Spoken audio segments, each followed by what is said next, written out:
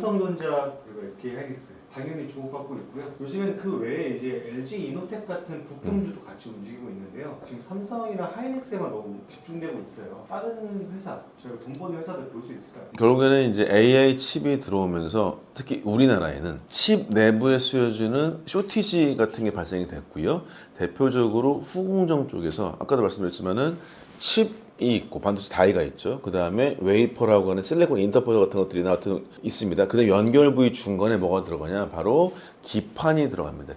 기판이 들어갔는데 이 기판이 예전에는 그렇게까지 부가가치가 높은 건 아니었는데 봤더니 물론 기본적으로 유리기판 같은 게 나오거나 아주 미세한 전공정으로서 다이하고 기판을 붙일 수만 있으면 좋겠지만 중간재라고 할 수 있는 기판, 현재의 대표적으로 PCB 기판 이런 것들이 없으면 이게 현재 미세화되어 있는 배선을 다 얘네가 배선 같은 거를 만들 수가 없는 것입니다. 무슨 얘기냐? 대표적으로 기술로 보시면은 FCBGA라고 그래서요. 플립 칩 볼 그리드 어레이라고 보통 얘기하는데 예전에 패키지 보시면 딱 기억하시는 게 뭐죠? 이렇게 칩이 있으면 옆에다 이렇게 직개발 만들었던 거 기억나시죠? 이렇게 리드 프레임이라고 했던 거. 요거 다음에 나왔던 게 뭐냐? 직개발 같은 건 단점이 뭐냐면 칩에서 끝에 100개 연결이 안 되니까 이게 소위 IO 개수라고 하죠. IO 개수가 100개가 안 돼요. 그런데 80년대 후반부터 뭐가 나왔냐? 그러지 말고 이 PCB 기판을 칩의 아래쪽에 씁시다. 왜냐하면 이게 PCB 기판이 배선판이니까 여기서 이렇게 배선 잘 만들게 되면은 이 가운데 쪽에 실제로 끝에밖에 안 됐던 데에서 가운데로도 IO 개수가 만들어질 수 있게 됐거든요. 거기에 됐던 게 IO 개수가 500개, 600개, 막 1000개 이상 늘어나면서 그때부터 기판이 되게 많이 필요해졌습니다. 그래서 기판이 굉장히 중요해졌는데 특히 갑자기 왜 이렇게 됐냐? 그렇게 말씀드렸던 볼 그리드 어레이 방식부터 PCB 기판이 마련해졌는데 이 PCB 기판들의 품질 차이가 나기 시작했습니다. 크게 보자면 세 가지거든요. 하나가 아까 말씀드린 기본적인 PCB 기판이 이렇게 있습니다. 요거를 만드는 회사가 어디죠? 대표적으로 이수페타시스, 코리아 서키트 이런 데가 만들고요. 그 다음에 얘보다 좀 더 미세한 데인 게 ABF라고 해서요. 아지모노프 빌더 필름이라고 되어 있습니다. 요것이 만들어지고 그 다음에가 미래가 바로 유리기판입니다. 다 기판이에요. 근데 얘네들이 어떻게 생겼냐? 가장 큰 거는 PCB 기판이 어떻게 만들어졌냐면요. 유리섬유라고 하는 그 섬유, 전자섬유를 이렇게 꽂아놨습니다. 이렇게 꽂아놨어요. 꽂아놨으니까 얘네는 패턴을 보시면 얘가 10 마이크로미터 그 정도를 이하를 패턴이 하려고 그러면 이 꽂아놓은 것 때문에 굴곡이 있겠죠. 이 굴곡 때문에 10 마이크로미터 이하를 패턴이 못합니다. 그러면 이 면적이 이만큼 있을 때 10 마이크로미터 이하밖에 못하니까 더 미세한 배선을 못하는 거죠. 근데 이게 그래서 PCB 기판도 여전히 중요하긴 하지만 근데 그 다음에 나온 게 지금 대표적으로 잘 팔리고 있는 게 바로 ABF 기판입니다. 아지모노프라고 그래서 여러분 아미노산 기억나시죠? 아지모노프가 바로 아미노산 만든 화학회사이긴 한데 거기에서 이 아지모노프 필름이라고 하는 거는 이 PCB 기판에 있는 유리섬유들을 판판하게 쭉 만들어놨어요. 그냥 붙여가지고. 그러다 보니까 얘네는 결론적으로는 10 마이크로미터가 아니라 5에서 6 마이크로미터까지 거의 절반 정도를 더 미세할 수 있습니다. 그럼 같은 면적에 배선이 더 2배 들은다는 거죠. 그럼 이게 어디에 쓰이냐? 바로 지금 그 기판이 바로 엔비디아 AI 칩에 쓰입니다. 엔비디아 AI 칩이 그냥 가만히 있으면 되는 게 아니라 아까 말했죠. 칩 온 웨이퍼 서브스트레이트 말씀드렸잖아요. 코어스의 서브스트레이트가 바로 ABF 필름인 겁니다. 그래서 지금 엔비디아든 대부분 AI 칩 설계 회사들이 이 ABF 패키지 기판을 살려고 다들 불 켜고 달라고 있습니다. 그래서 이미 이것의 가장 원조격이라 할 수 있는 니토보, 이비덴이라고 하는 일본사들은 약 3년 혹은 5년까지 다 팔렸어요. 그 다음에 들어온 게 바로 삼성전기와 이노텍입니다. 삼성전기가 훨씬 잘 되고 있고요. 이노텍을 따라가고 있어요. 이노텍도 지금 잘 들어가고 있고 지금 벌써 기판 개발에 있어서 오늘 아침에도 계속 나왔습니다. 미국의 빅테크 회사들과 같이 협업을 들어갔다는 얘기까지 나왔습니다. 그래서 이 기판이 엄청나게 쇼티지가 나온다고 알게 됐고 그러다 보니까 이 두 회사의 주식이 엄청나게 올랐습니다. 지금 삼성전기가 시가총액이 벌써 5등이에요. 그 다음에 지금 1년 만에 15배 올랐어요. 1500% 올랐어요. 1500. 말이 안 되게 올랐죠. 그러니까 이제 저번에 놀라가지고 중에 파신 분도 많겠고 저걸 전기를 계속 들고 계신 분이 있을까요? 저도 좀 놀랐습니다. 너무 올랐어요, 실제로. 근데 그렇더라도 어쨌든 간에 쇼티지가 왔습니다. 근데 삼성전기나 이노텍이 둘 다, 그러니까 특히 삼성전기가 기판뿐만 아니라 결국에 얘네가 전력이 들어오잖아요. 전력이 컨트롤 해주는 걸 뭐라냐면 MLCC라고 해요. MLCC. MLCC가 전력 컨트롤 해주는 건데 이것이 1등이 누구냐? 무라타라고 하는 일본 회사거든요. 요거가 하나가 있어. 그래서 기판에다가 전력 컨트롤 해주는 MLCC 바르고 그 다음에가 더 중요한 게 실리콘 캐패시터라고 이것도 전력을 저장해주는 장치거든요. 이 세 가지가 다 막 뭉쳐져가지고 이 반도체의 성능을 좋게 해주는 기판의 소스인데 이 실리콘 캐패시터는 작은 MLCC입니다. 왜냐하면 MLCC는 조립으로 만드는데 실리콘 캐패시터는 뭘로 만드냐? 바로 반도체 전공정을 씁니다. 삼성전자 같은 반도체 회사와 삼성전기 같은 그룹에서 이 두 개를 다 할 수 있는 데는 삼성밖에 없어요. 그러다 보니까 그 세 가지 정도의 기술이 기판에 대해서 이비된 니토버 같은 일본에서만큼의 품질 나오지 않아도 조합해서 만들 수 있는 품질이 뛰어납니다. 그러다 보니까 삼성전기가 엄청나게 지금 엄청나게 올라갔고, 제가 봤을 때는 삼성전자 하이닉스의 이익 대비 삼성전기는 올해 한 1.3조 원 예정하고 있거든요. 영업이익을. 삼성전자가 하루에 1조 원을 벌기도 해요. 하루에 매출 1조 원이거든요. 그러니까 이제 1년에 300조 원을 번다고 얘기하죠. 그러니까 매출 규모를 봤을 때는 아직은 큰 차이가 있습니다. 근데 이게 신규 시장이다 보니까, 그 다음에 여기는 삼성전자 메모리, 하이닉스 메모리보다 더 쇼트제가 쉽게 풀리지 않습니다. 기판을 투자하는 게 쉽지 않거든요, 생각보다. 기판 설비 등 투자하기 쉽지 않다는 거죠. 그러니까 이 전기나 이노텍이 기판으로서 엄청 올랐고, 제가 아마도 3개월 전인가 얘기 들었던가 그렇기도 해요. 저도 아쉬워하는 게 3개월 전에 좀 샀다가 저도 팔았거든요. 왜냐면 이렇게까지 오르면 안 되는데 생각이 들었었습니다. 놔두었던 강심장인 분들이 정말 어떤 면에서는 저걸 오래 샀던 분들이 큰 이익도 얻으셨을 것 같아요. 그런 것들, 결국에는 AI 반도체 시장에서 쇼티지가 뭐냐, 기판 쇼티지가 나왔다. 대표적으로 일본 회사가 좋긴 하지만 그 다음에가 삼성전기, 뒤쫓아오는 게 이노텍. 참고로 말씀드리면 대만의 유니마이크론이라는 회사도 비슷합니다. 기판이 쇼티지가 심하다. 그래가지고 엄청나게 돈을 많이 벌었다라고 볼 수 있을 것 같습니다.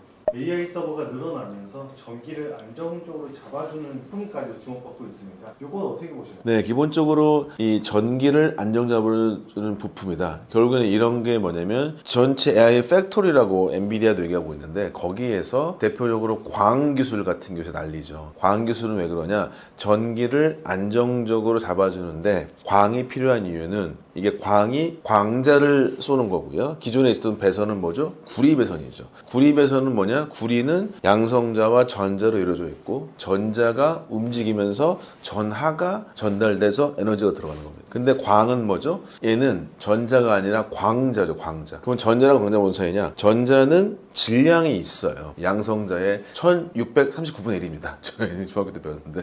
그 내용이 어쨌든 질량이 있습니다. 그러니까 뭐죠? 손실이 있어요. 저항이 발생하니까. 근데 광자는 질량이 없고 에너지만 있습니다. 그래서 손실이 없습니다. 손실이 없으니까 빠르죠. 여러분께서 이제 가장 기억하시는 게 뭐냐면, 우리가 지금 미국과 통신할 때 무선으로 하는 거 아닙니다. 광 케이블이 달려 있어요. 네, 광통신이 달려 있거든요. 그걸 가지고 연결하는 어딘가 기지국이 있는 것입니다. 말하자면은 이렇게 했을 때 이 광 기술 같은 경우가 첫 번째 되게 중요하다. 그 다음에 전선도 되게 중요하기도 하죠. 이런 것들이 있어서 결국 왜냐면 옛날에는 얘네들이 실제로 이 AI 반도체의 AI 서버라고 하는 것이 구리선이 연결되어 있고, 그 다음에 이제 여기 연결해주는 부위, 뭐 렉과 렉이라고 얘기하는데 그 내부 부위도 다 구리선 연결되어 있는데, 얘네가 전력 손실도 있는데 뭐도 있다? 속도도 느려지는 거죠, 당연히. 속도가 느려지게 되면은 이게 아무리 GPU가 빨라도, HBM이 빨라도 속도가 느리면 아무 또 소용이 없어지거든요. 그렇기 때문에 실제로 얘네가 전력을 각 부분마다 전달해주는 이런 광 기술 같은 경우나 이런 기술이 중요한 이유는 성능과 손실에 있어서의 이 상당히 역할이 중요하다. 그런 것들 때문에 수혜받았던 대표적인 것이 일단 미국에서는 뭐 기억하시겠지만 로멘텀이라는 회사도 있기도 하고요. 그 다음에 저기 마벨이라는 회사도 있기도 하고, 그 다음에 그 광통신의 유리섬을 만드는 게 코닝이기도 하고, 이렇게 광 기술 관련된 내용은 어쨌든 간에 미국이 가장 표준 갖고 있습니다. 왜냐하면 광 딱 생각해보시면 광은 꼭 어디죠? 군사, 레이저 같은 걸로 보시면 될 것 같죠. 그래서 군사력이 센 이쪽이 굉장히 강했던 거가 맞습니다. 그래서 이제 미국이 굉장히 강하고 표준도 갖고 있습니다. 국내에서는 이쪽에 대한 이야기 많이 있어서 막 왔다 갔다 하는 게 회사들이 있어요. 근데 이 회사들은 모멘텀이 굉장히 크다. 아주 많이 좋지는 않습니다. 뭐 대한광통신, 뭐 오이솔루션, RF 머티리얼스 이런 데 있거든요. 이 RF 머티리얼스는 약간은 좀 더 미국 회사랑 연결된 것도 있긴 하지만 대부분 아직까지는 뭐다? 약간의 모멘텀에 가깝다라고 볼 수 있을 것 같아요. 어쨌든 중요한 거는 AI 서버는 무조건 전력이 안정적이고 손실이 없어야 된다. 그러니까 광기술, 그 다음에 전선 같은 것들의 기술이 쇼티가 많이 났다. 이렇게 볼 수 있을 것 같습니다. HBM 그 중에서도 잘 붙이고 잘 연결하는 기술도 중요하다고 합니다. 요거는 저희가 어떤 주식 봐야 되는지, 그리고 이제는 칩만 잘 만들면 부족한 시대가 왔다고 보면 될까요? 그러니까 결국에는 지금 주인공이었던 애들이 우리가 2022년 오픈에 빵 터졌을 때 딱 뭐가 나왔냐면 엔비디아라는 회사가 GPU가 제일 중요하대 라고 나왔지 않습니까? 이 GPU가 중요하다. 오케이, 알겠어. 그러면 GPU가 중요해? 근데 그 다음 GPU 성능이 누가 중요해?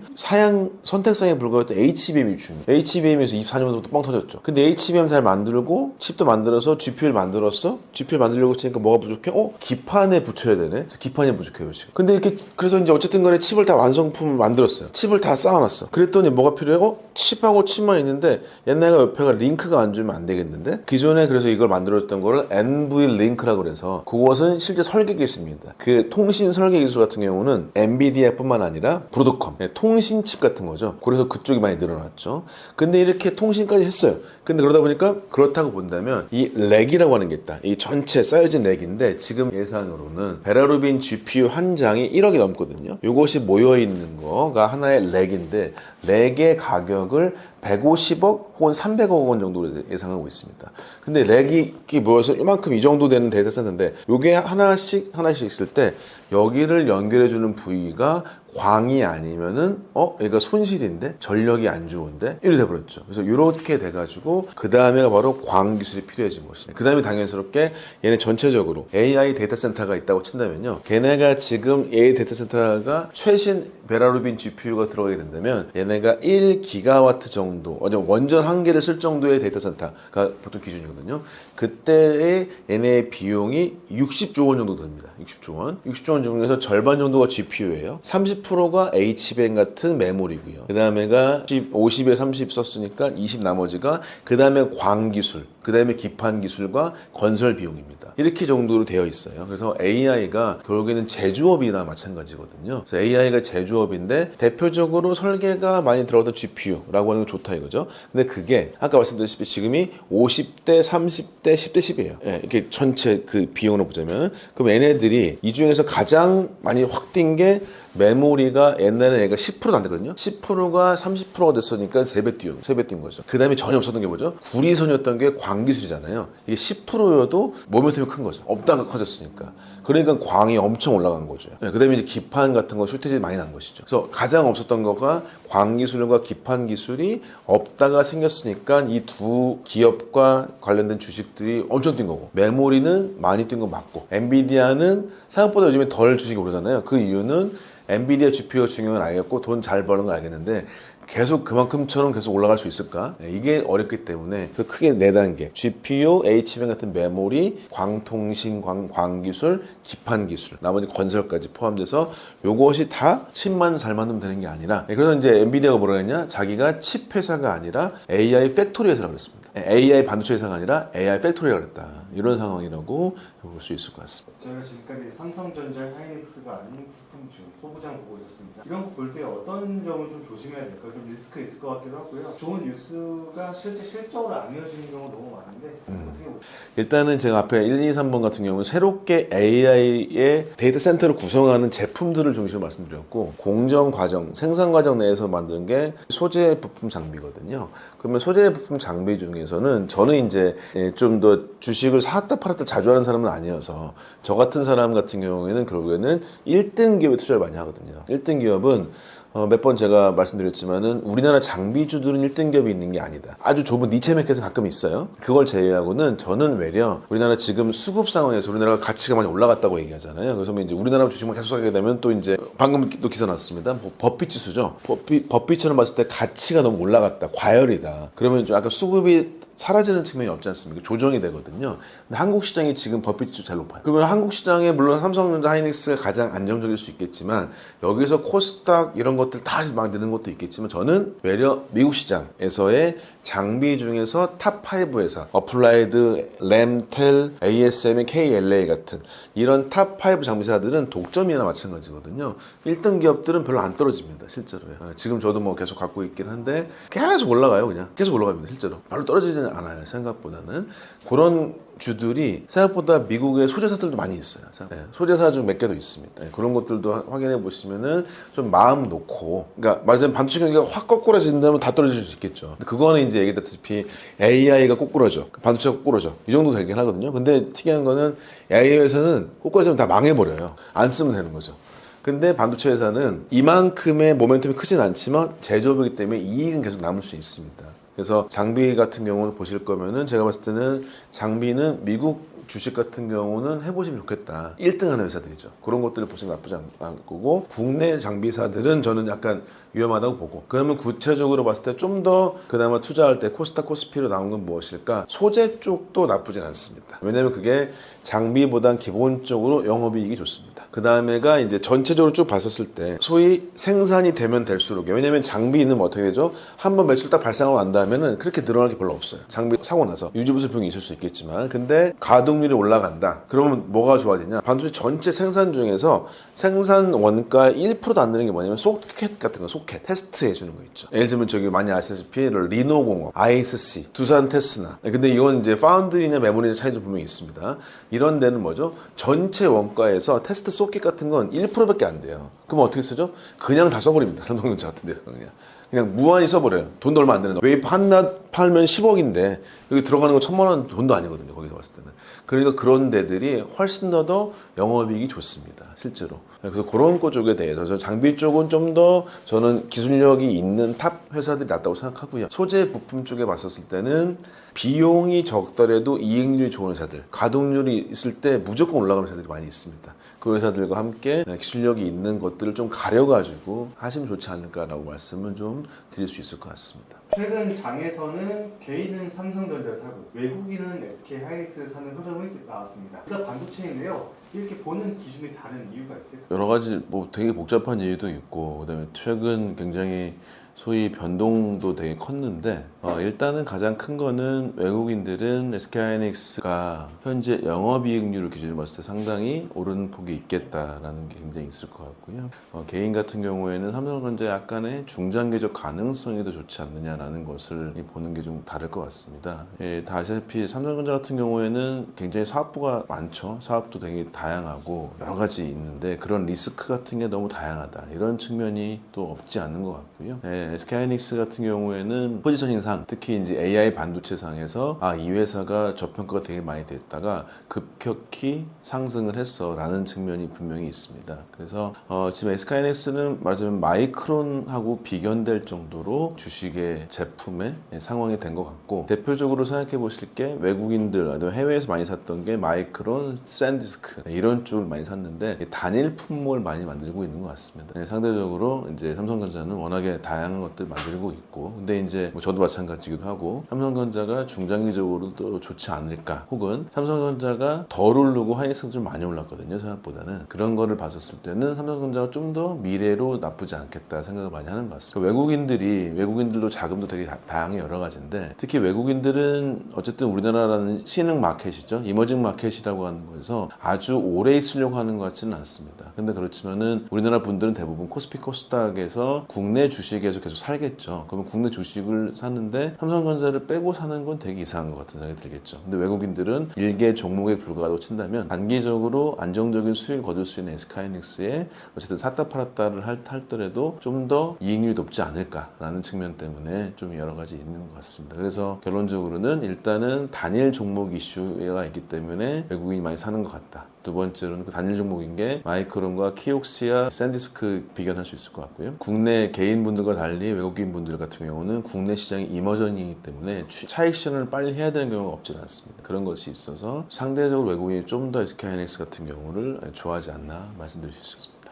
외국인이 SK하이닉스를 보는 건 NVIDIA에 들어가는 게임을 잡았기 때문이라고 보면 될까요? 그건 굉장히 중요한 말씀입니다. 왜냐하면 결국에는 AI 사이클을 누가 타느냐 이 여부에서는 결국 24년도부터 SK하이닉스가 HBM3, 3E 쪽에 대해서 상당히 이익을 많이 거두게 됐고요. 지금은 이제 어떤 면에서는 이익도 더 많이 나고 좋아진 삼성전자가 어려웠었죠. 작년도 벌써 이제 1년 전이네요. 작년 2분기, 3분기 때 실적 기억하실 수도 있겠지만 근데 삼성전자의 반도체 부문 영업이익이 0.5조였습니다.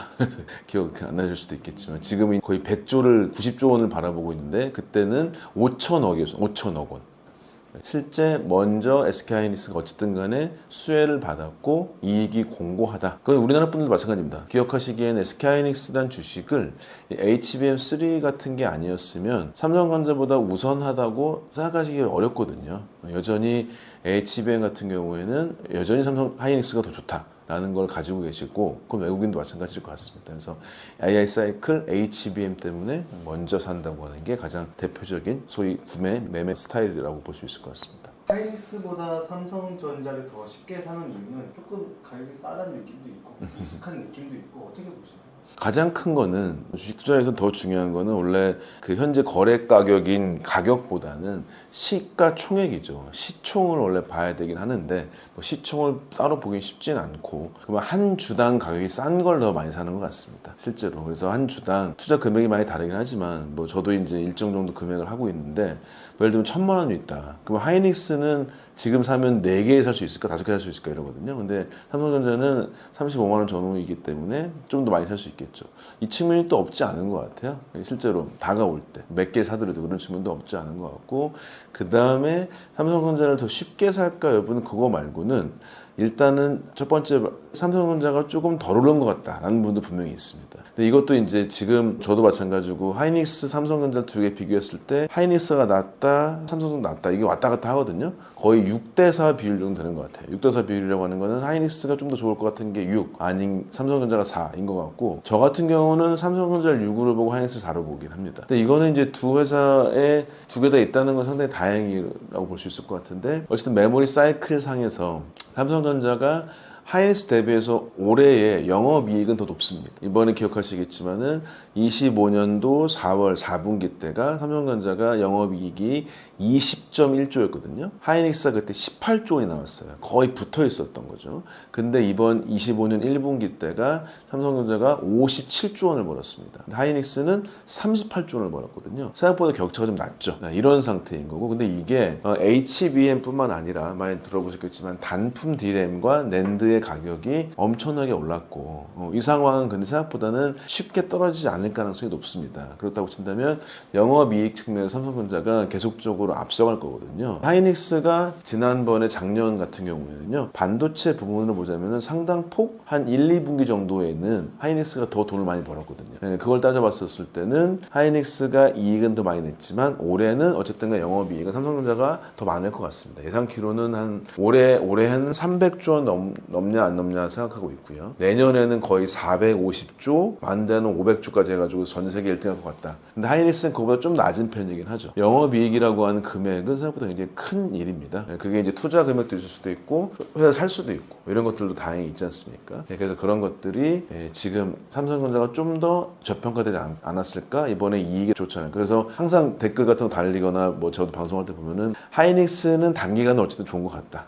특히 올해는 나쁘지 않다. 근데 내년부터나 중장기 봤을 때 삼성전자가 더 좋은 것 같다. 뭐 이런 측면이 되게 강한 것 같습니다. 단기수급 문제보다는 큰 고객사에 실제로 들어간다. 이런 확실한 뉴스가 더 중요하다고 보시는 건가요? 일단은 중요할 것 같습니다. 이게 수급 문제로 봤었을 때는 외려 하이닉스가 너무 또 돈이 몰린 경향이 없지는 않는 것 같아요. 외국인 투자가 얘기했던 외국인들이 많이 샀다는 측면도 있고 외국인들이 단기 자본이 많다고 볼 수도 있고요. 레버리지도 하이닉스가 더 많다고 볼 수 있을 것 같죠. 그럼 이제 그게 소위 흔들림이 더 많다고 볼 수 있을 것 같은데요. 그러니까 이 수급 문제라고 하는 거는 삼성전자, 하이닉스 두 개 다 공통인데 하이닉스 조금 더 불편한 측면이 있는 것 같다. 조금 더 수급에 대한 영향성이 큰 것 같다. 그렇다고 치면 두 회사가 비슷한데 좀 더 삼성전자가 조금 낫다. 근데 별 차이는 없다고 생각하고요. 결국에는 이제 삼성전자는 그래서 메모리 반도체랑 시스템 반도체를 둘 다 할 수 있는 그 다음에 이후 쪽에 들어겠지만 HBM4부터 시작해서 만들어지는 소위 복합 제품이죠. 메모리 반도체, 시스템 반도체를 두 개 다 할 수 있는 이 복합 제품, 토탈 솔루션이라고 하는 것을 할 수 있다. 그것에 따라서 다양한 고객들을 또 데리고 올 수 있다. 이렇게 된다면은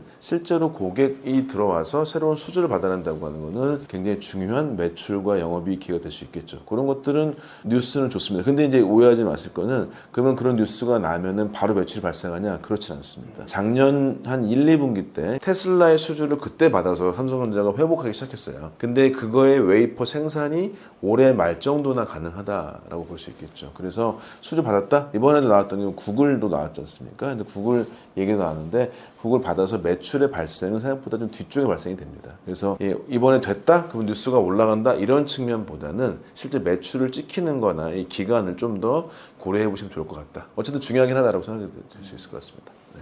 그럼 결과적으로 삼성전자와 SK 하이닉스를 볼 때 개인 투자자들은 가장 중요하게 무엇부터 봐야 할까요? 시기적으로 보시면 당연스럽게 6월 25일 날 있을 마이크론의 컨퍼런스, 마이크론의 실적 발표를 보시면 될 것 같습니다. 정확하게 요즘에 계산되는 게 마이크론이 지난 1분기 때가 영업이익이 18조 원이었거든요. 근데 그거에 보통 2배 정도가 하이닉스, 3배 정도가 삼성전자 이렇게 정도로 좀 계산이 되는 것 같아요. 그게 대부분의 현재 비즈니스 규모도 좀 비슷합니다. 첫 번째로 보실 건 당연스럽게 마이크론 실적이 직접적으로 좋을 거고요. 그 다음에 결국에는 이제 빅테크 회사들의 투자 상황이라고 볼 수 있을 것 같고, 이것은 지금 뭐 특별히 아주 어려운 상황은 없을 것 같습니다. 그래서 이 두 가지 측면을 보시면 좋을 것 같고, 그 다음에가 좀 더 디테일하게 보시는 분들이라고 친다면 결국에 이 삼성전자, 하이닉스나 마이크론 같은 3개의 회사가 메모리 생산량이 언제 늘어날 것인가의 문제일 텐데요. 그것이 왜냐하면 가격이 떨어지냐 마냐의 문제입니다. 그거는 내년 말 정도에나 웨이퍼 생산이 되기 때문에 그래서 아직까지 올해 말 적어도 올해 말까지는 수급 측면에 있었을 때 공급자 위주의 시장이라는 걸 맞는 것 같다라고 얘기 드릴 수 있을 것 같아요. 그래서 일단은 기본적으로는 마이크론의 실적을 한번 보시고 빅테크 회사하고 이제 엔비디아 같은 것에 컨퍼런스를 많이 보시고 그 다음에가 이제 실제 이 가격들이 얼만큼 늘어날 수 있는지 여부를 이 생산성, 라인의 확장, 생산성 증가, D램과 낸드의 가격 이런 측면까지 보시게 된다면 굉장히 깊이 보실 수 있을 것 같습니다. 반도체 관련된 이야기, 그다음에 반도체뿐만 아니라 AI의 쇼티지에 대해서 얘기 좀 많이 드렸습니다. 그래서 이제 뭐 기술적으로 좀 어려우신 내용도 있었겠지만은 일단은 기본적으로 아직까지 AI는 쇼티지가 맞는 것 같다. 그다음에 주식으로 봤을 때는 일단은 아직까지는 메모리 쪽의 회사들의 수급은 나쁘지 않은 것 같다라고 얘기 드릴 수 있을 것 같고, 그거 말고 다른 쪽에 본다면 크게 그렇습니다. 그러니까 모멘텀을 자주 보시는 분들 같은 경우에는 수급 같은 걸 잘 보셔야 될 거겠지만 중장기적으로 하실 분들은 결국에는 기술력이 독점적인 기술력을 갖고 있는 회사들 이런 쪽에 대해서는 살펴보시면 좋을 것 같고, 저희 유튜브도 봐주시면 감사하겠습니다. 감사합니다.